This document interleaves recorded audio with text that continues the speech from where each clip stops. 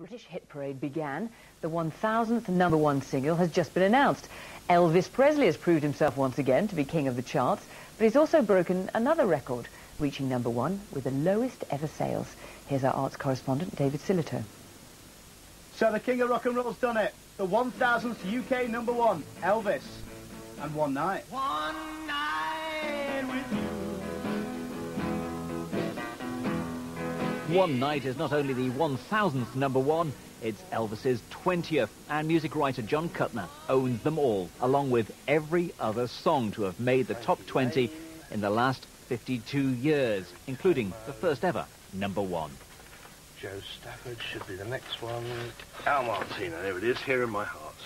That was the first #1. Very first #1, November 1952. But the days of songs staying at #1 for weeks have long passed, and sales have crashed.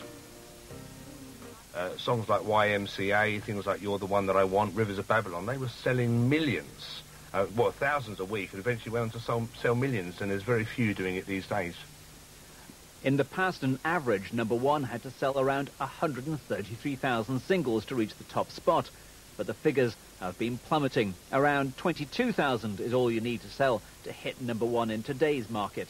And there's another big change as well. Most weeks we now have two different #1s from two very different charts.